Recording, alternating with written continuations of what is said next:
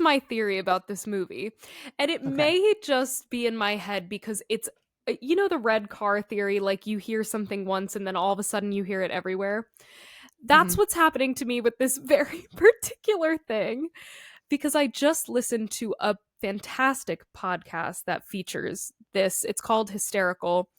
It's great. Ooh. If anyone's interested, although maybe check the content because I could see it being upsetting to some people. But there is um a diagnosis in like psychiatry called conversion disorder. And it fascinates me to no end. I think it is the most interesting thing ever. And that podcast centers around conversion disorder and a mass psychogenic illness that happened in upstate New York. Anyway, it's like been on my mind. And I think that this is a really good depiction of what it would be like in Victorian What is times. conversion disorder? So I could tell you the National Library of Medicine says that, so conversion disorder used to be called hysteria.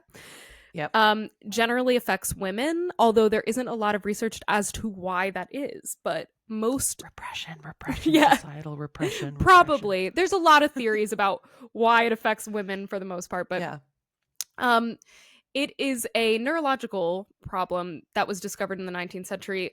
But it basically, Freud took these women that were just called hysterical and decided to look at it in a different way.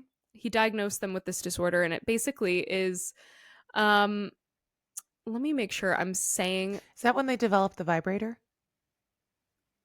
That's a good question. I don't know, actually. Because there was something to do with hysteria, and a doctor was like, I know what will treat this, and he invented the vibrator, and everybody was like, thank you. Well, thank you to that person.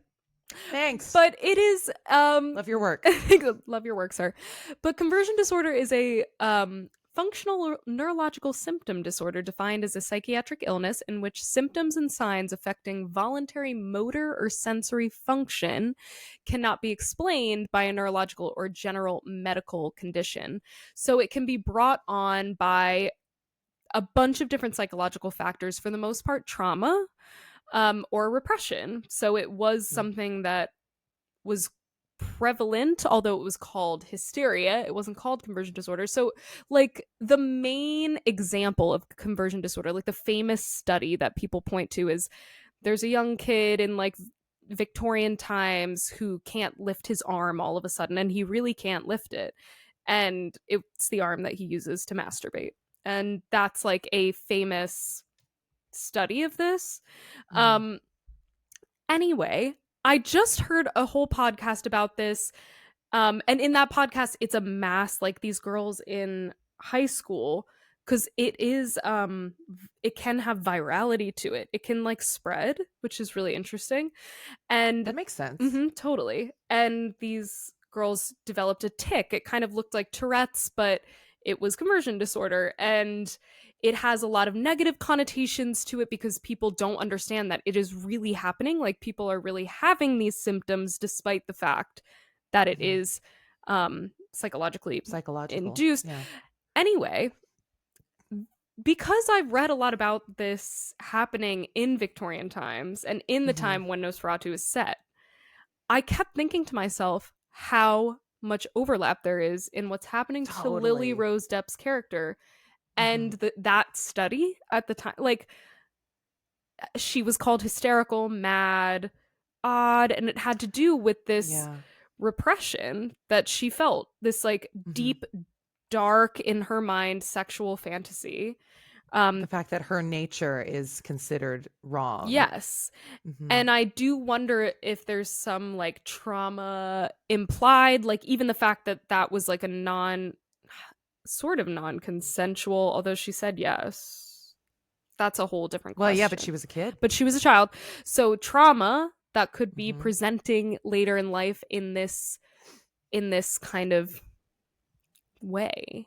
And I just kept looking at it through that lens, and I thought it was so fascinating because it would be the doctors coming to your bed and not knowing what to do with you, even Yeah. though, because you're having a real symptom, like it is real, it's really happening to you. It is just not explained by, I wonder other if things. does PNES fall kind of under that umbrella of like That's a good question. I bel non-physiological seizures, I non-epileptic Yeah, seizures? non-epileptic. I don't know, honestly. And by the way, I'm Yeah. not a doctor. I don't know any of this stuff like for certain. It's just what I've read about and been learning about, but I find it Yeah. just fascinating. Super fascinating. Um and I do think that is like basically that I feel like that must have been researched in some way and injected into Mm, Nosferatu, this idea that like there's this woman that has an unexplainable illness that is very real and very scary to witness, but it has to do with her deep trauma. And that's what mhm, happens with conversion disorder. It like comes out in really odd ways. Um, mm. and that's, I just think, a cool lens for this That's movie. And it so made me like her performance a lot more, I think. Yeah. yeah.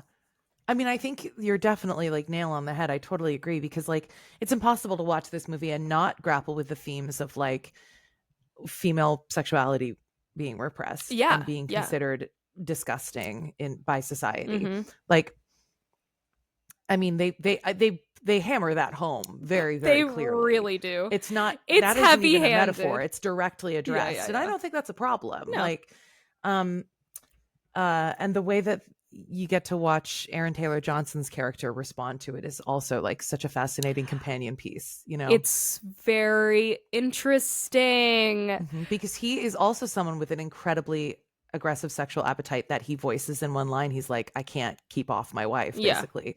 But when it's a woman's desires, it's It's wrong. monstrous and It's hideous gross. and wrong and Mhm. an illness. And yeah, what's happening to her in this situation is actually a demon possessing her body. But like, it's art, which means there's layers. Exactly. I love a layer.